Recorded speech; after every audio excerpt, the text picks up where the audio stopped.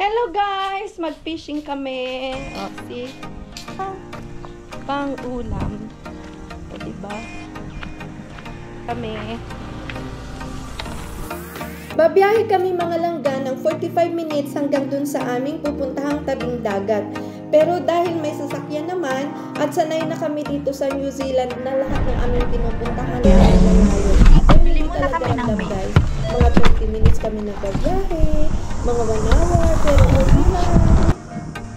At ayan, kailangan namin ng pangpain guys. So may mga bilihan naman ng bait o pangpain sa daan. Dumaan muna kami. At ako guys ay hindi pa kumakain ng hapunan. Nakalimutan ko kumain. So habang si tatay ay bumibili ng kanyang pampain sa pamimingwit, kami naman ni Kuya Ken ay abala pagtingin sa mga pagkain na nila. Hindi lang kasi bait o hindi lang kain ang binibenta nila. Meron din mga foods na pwede para baunin sa pamamangka.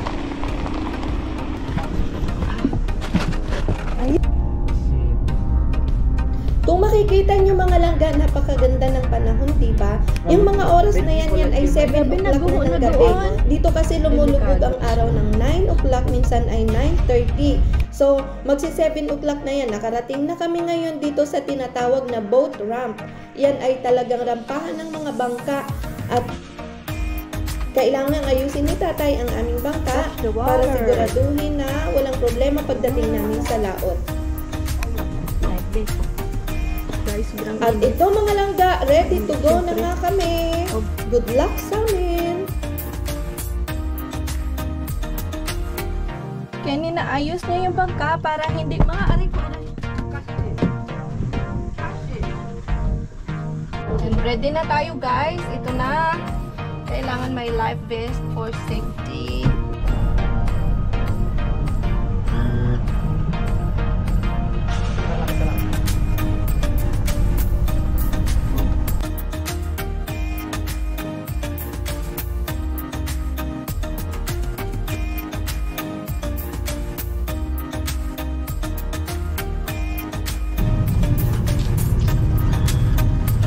Where did it go faster, Mama? It's gonna go faster. Right? Ma, look here. Mama, how about this? Wait, Mama, don't put it.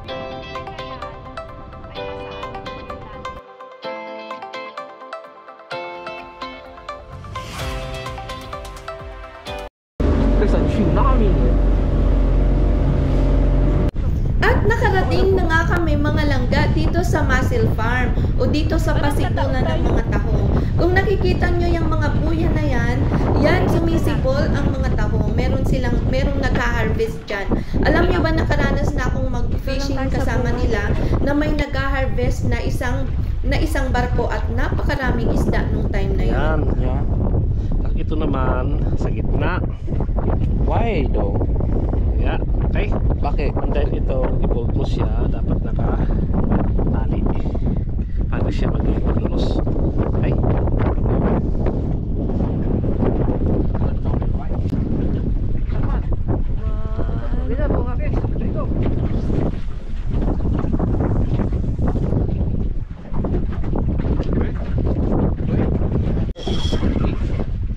Matigas. No, Sige. Ay. Yan. Feed it to the dog.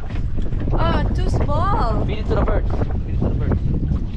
Ang liit. What's the So birds? pag maliit guys, hindi pwede kasi may sukat. Ayan o. Ay, binalik. Ayun, tatay. May sukat nga pala. Ayan ang sukat. Hanggang anong sukat dapat, Papa? 30 cm? That's the invite. Mula dito hanggang doon sa 30, ganun kahaba. Okay, invite.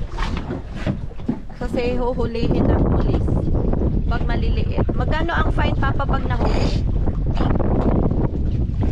O, $10,000. Tapos kukunin pa yung boat.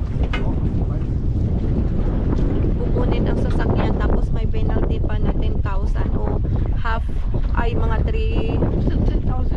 Yeah. It's 200 to 300,000 pesos. Just throw it at the rocks. Yan. Maliliit. Let's feed it to the birds. Throw it away. Oh.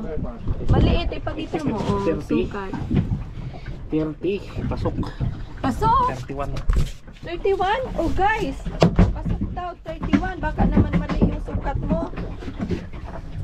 1 Yeah, down, let's go. 31. Wake up.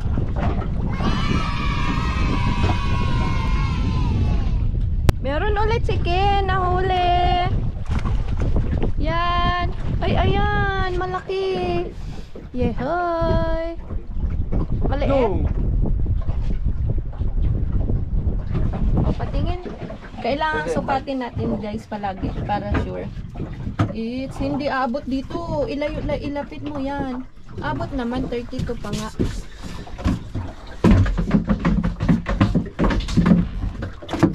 And 2 down. Pangsigang. Ilan? Maliit lang nga. Ayan. Maliit lang. Wala din ako sensor.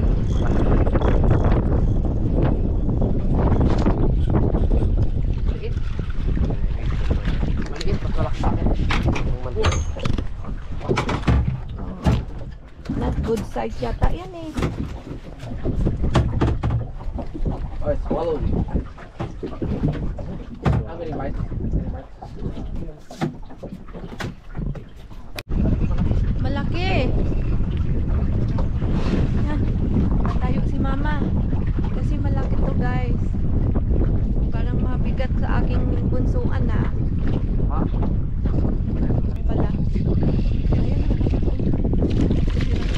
Oh, lapit na. Lapit.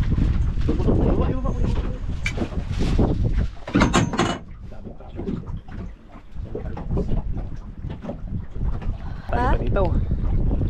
Ha? Hindi pwede kaya ang bigat ng buhatin kasi magkasirap mo ako. Yan guys, oh, may nahuling malaki. Sobrang laki as in giant. O, diba? Maswerte si Kuya Ken. Halos siya lahat ang nakahuli ng isda. Papa, why is it foggy? Si Papa ay ligwak. Baby shark. Baby shark. May nahuling baby shark. Pero baby shark lang naman yan. Oh. How big? 60. Ang laki. Ay, malaki. Malaki din. Si Kuya Ken, yung rin mo yata ang maswerte o ikaw? Oo nga siya. Parang meron siyang ano ko. Kaibigan niya yata yung mga fish. No. Pag sumasama Pagkabaikan ang daming ko, huli. di pa kayo pinapuntay ko. Hindi, lumalapit sa'yo. Doon lang oh. Doon lang oh. Patingin. Sa mga lips lang oh. Ayan no guys. Sa mga lips lang dumali. At syempre guys, hindi lang puro si Kuya Ken ang nakakahuli. It's Tatay's turn to now. No. Dapat meron siyang malaking huli. Katumbas ng kasing laki ng huli ni Kuya Ken. Ay wow, oh, yung ibon. Eh, bumali! Ito, it Oh, Kuya Ken. Ay, malaki. Malaki, Kuya. Oh. Oops. Sabi mo lang, maliit. Malaki. Parang may kaibigan kang Shokoy ah. Ha? May kaibigan ka yatang si Rena. Lahat ng isda malaki. Lahat ng isda. No. No. Sabi ko nga ako the best Good at catch. fishing. Yan guys. Sunset dito sa Thames. Dalawa! Dalawa talaga ang nahuli sa isang ano. Grabe, ang swerte mo naman Kuya Ken. Pero maliit Pero siya. small. Balik yung isa. Balik yung Maliit isa. ang isa. Pero Ibabalik natin yung isa. Kuya Ken, you're so good on fishing. okay. Akala ko may tinaas na malaki. Yun. Aw. May nakita akong malaki. Oo, mas maganda ngayon mag-fishing. Hindi mainit kaya siguro. No? Hindi kasi mainit. Oo, ganda ng panahon. Pero pag nagdilim, hindi na okay. Ganito pa madilim. Ay? They all go out at night. tapos maglagay ka ng flashlight dito, lalapit sila. Di ba, Papa? Oh, lumilapit sila sa ilaw. Ah, ganun ba? Ang alam ko, ang isda, lumalapit sa liwanag. Doon. Puro mga baby naman ang hinuhuli mo, Papa. Parang nilalait mo ang ginukuha ni Ken, ha? Tapos pagkatapos ni-throw you on my Kung gaano kalaki yung mga hinuhuli ni Ken, kaliit naman ang mga napupunta sa'yo. Nang medyo mga madilim na, siguro 9:30 na yan ng gabi, ay nagpasya na kaming mag-pack up at umuwi. Marami na rin naman ang aming nahuli at sulit na rin yung aming pagpunta sa dagat. Mga 1 oras at kalahati din kami sa laot. So, di ba nakita ninyo guys ang ating mga nahuli?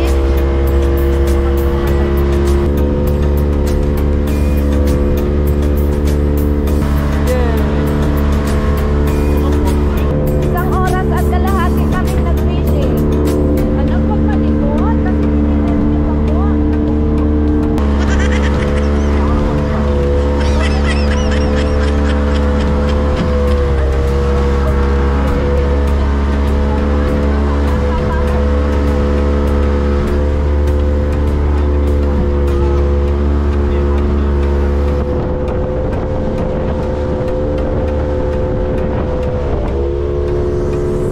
Guys, may ilaw na.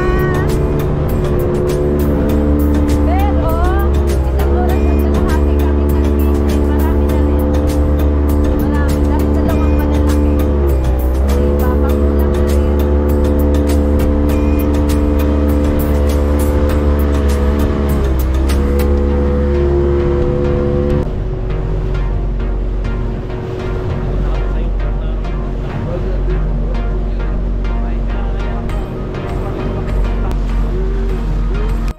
Pangkulang na rin. Sad-sad na kami. Pwede na ako bumaba? Hindi? Ay, baka magbalintong. Sakit. Ay, teka. Ay! Okay. Thank you. Hindi sama sa nakakatakot. Kita pa yung paligid. Eh, yung mag-asawa doon, mag-asawa ba yun? No, parang 3 oras ngayon, guys, ay 9 o'clock ng gabi. Pero ganito pa siya. Guys, please like and share. Suportahan ang Nanay Lala in New Zealand. At Scene. Extra scene. Inayos na yung mga tali. Pasensya na. Tapos doon sa ilalim, Hindi magkalaw ang bangka. para hindi daw magalaw ang bangka pag bibiyahe. So, yun yung kanyang mga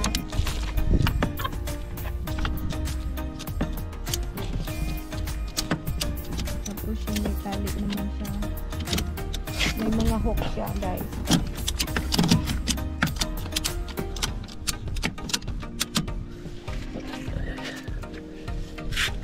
Okay na? Sa harapan daw. Dito pa sa harapan. Marami talaga sa tali para hindi siya gumalaw.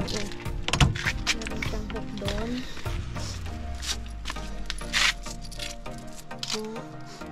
Just for Yan yung dati yung hindi na ikabit na kaya natanggal at tumama sa ano? Ito. Sa likod ng Ito yung hindi nailak. Ah. Natanggal yan. Ang May ginagawa chain, ni kaya tatay nagdadala ng guys, chain. kailangang ayusin niyang mabuti yung bangka at ikabit ng Guys, maayos dito doon sa dati na sasakyan ikabit. kasi madilim na nga baka magka-problema Tapos sa tumama daan, siya dito. eh hindi namin makita at bangin nga yung dadaanin namin dun sa tabing dagat. Kaya kailangan talagang ayusin. Yan talaga is secure ang bangka doon nakakabit sa aming aming sasakyan. Hindi safe baka mamaya. Nakakatakot ang mga daan dito as in ba? Oh, red, green. Sino nagsasign niya?